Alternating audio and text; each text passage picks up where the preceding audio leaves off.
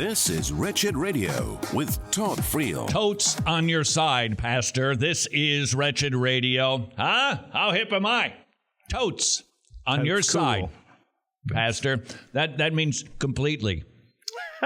What that means right there. That reference is kind of old. We love pastors. Is it? Yikes. Yeah. What is it then?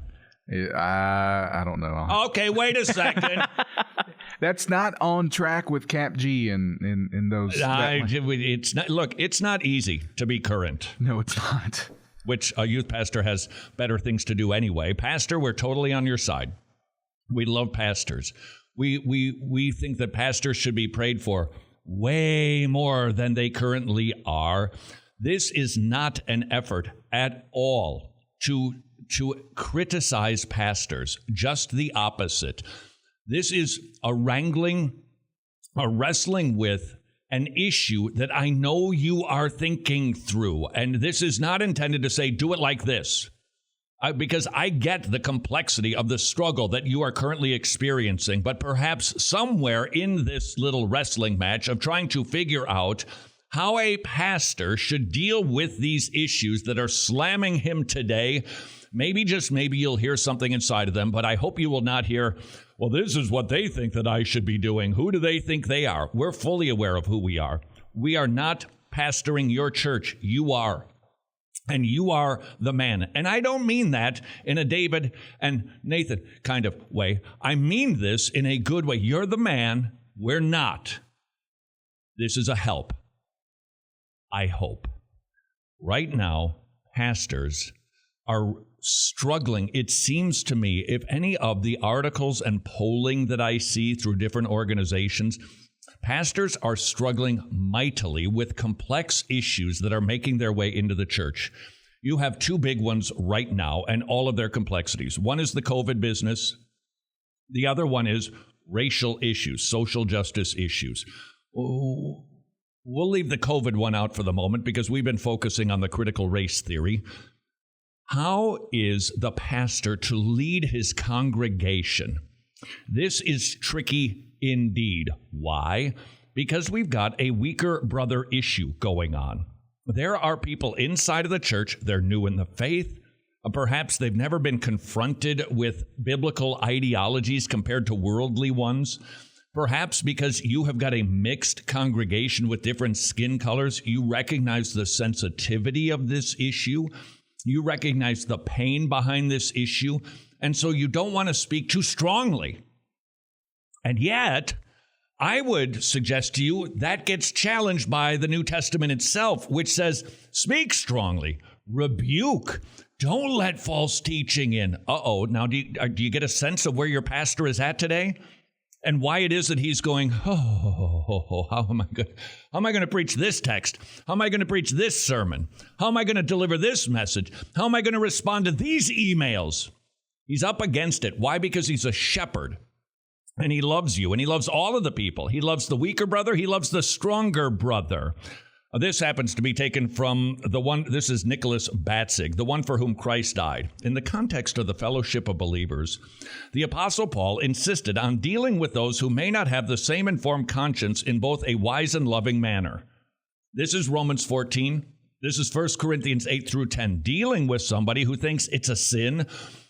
And we're focusing from this particular text more on how we treat somebody whose conscience isn't as informed. Please note, with adiaphoron, these are the disputable dispensations, the areas that appear to be gray, but really aren't. Adiaphoron is not postmodernism. It doesn't mean that both sides are right on the issue of meat sacrificed to idols. Paul weighs in Romans 14 and says it's not a sin because idols don't exist. There's demons behind them, but there's only one God. It is Jesus Christ. That meat was not really sacrificed to an idol, so buy it and eat it. It's fine. So this was not a way of saying, like Michel Foucault, both of you, all right. That's not what he is saying. He's saying one of you is right, the other is wrong. Now, how do you treat one another? How do you talk to one another? Addressing the belligerent way in which believers with strong consciences may assert their opinion in such a way that they harm those who with weaker consciences on a matter. Paul said, do not destroy the one for whom Christ died. So your pastor looks out over the congregation on Sunday and he sees people for whom Christ died. Some of them more mature, some of them less mature. Some black, some white, Hispanic, Korean, whatever. Male, female, different socioeconomic statuses. Not only that, he knows what's going on in a lot of people's messes. He knows a lot of the heartbreak that's going on. He knows about the prodigal children. And he's thinking about all of that when he's preparing a message. All of that is coming to bear on his heart while he puts down what he wants to say from the pulpit, from God's mouth to your ears through a preacher. That is what he is dealing with. And Paul says, don't destroy the one for whom Christ died. The gospel comes to bear on the most mundane of matters in the life of the church. Paul doesn't simply say, Christ has died for you, so you're free to eat and drink. But in turning to those who understood their liberty of conscience, Paul says, remember, the weaker brother with whom you disagree was purchased with the same blood of Christ that you were purchased with. Paul doesn't tell the stronger brethren to adopt the conscience-binding practices of the weaker brethren. So you don't want to bring it in. You don't want to say, well, then we better allow some white fragility, some social justice, a little critical race theory. No, don't do that. But he tells them their spiritual consideration of the identity of the ones with whom they disagree on matters of conscience ought to come to bear. That is what your pastor wrestles with. It's probably not the issue. I doubt your pastor's struggling with the issue unless he has really been bamboozled by the social justice business, that he wasn't critical enough to say, well, are we sure that those good brothers, and there are some good brothers who are promoting this stuff, y'all, that's a fact. There are some good brothers who I believe are just confused on the issue. They've been reputable in the past. I've benefited from them before. Well, maybe I need to bring some of it in, say some, and that is happening.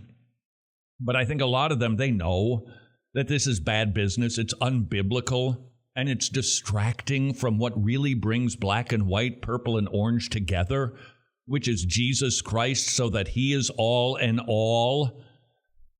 But he doesn't know how to present it, or he's struggling with it. That's the issue. Why? Because he's thinking about the weaker conscience. He doesn't want to lose people. Now, could it be for wrong reasons, like church growth? Yes, we're going to give the benefit of the doubt. He doesn't want to lose a sheep because he doesn't want them going astray and wandering out in the wilderness by themselves where they can be devoured or become obnoxious. So how is the pastor to address this? How does he come down without coming down and bruising people? And I've got to tell you, I think it's a struggle. So ask yourself the question. Just imagine yourself. You're going to mount the pulpit this Sunday, and this is the announcement afterward, before, and you're going to talk about critical race theory. Look out over those faces, knowing what your pastor knows. Go. How are you going to talk about it? Hey, there's this stupid thing called critical race theory. Not going to make its way into this church. So you social justice warriors, boo-hoo for you. Okay, that's one way. You can go all squish bomb on the other side. There's maybe some good things here. We'll try to figure out some of the good things here.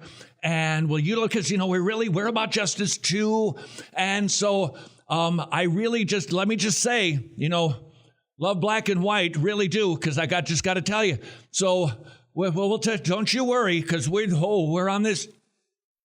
Okay, where would you land? How does the pastor do this? And in this instance, pastor, this is just a nugget for you to chew on. Just think of your plate of options. This is the parsley on the side. You can chew on this or spit it out.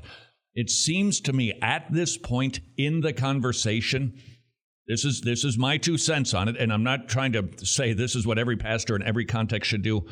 I think you need to start leaning more toward we've got to be firm on this issue. This is going too far. It's become increasingly clear what the real agenda is here. and we're not going to abide by it. But in case you're thinking, oh no, we're not interested in racial reconciliation, we most certainly are.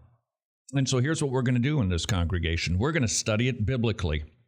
So for the next 8 weeks, we're going to have a Sunday school that actually talks about these issues biblically, rejecting the worldly. Is there anybody here who wants worldly ideas? No, of course you don't. Neither do I, neither does God, and this church will not tolerate it. Therefore, we're going to make sure that we fill our brains with biblical notions of justice and racial reconciliation, but we are not going to entertain godless ideas. We hope you'll join us. I think it needs it. Issues happen at different times. They become gestated. They grow and they change in their complexity, and they form and they shape. And I think we're at the point now where I think we all get what's going on here. And Pastor, and in loving encouragement, maybe, just maybe, now is the time to speak a little bit more like Jude, to contend for the faith and not be soft and squishy. And until tomorrow, go serve your king. Hey, I'm Todd. I'm going to be your Uber driver. What's your destination? 2054 Kemple Lane. No. Your eternal destination. The liberals, they brought in Pelagianism. It's the old Sabellian heresy, denying the Trinitarian Godhead. 3 persons, 1 God, not to the Sabellians. No.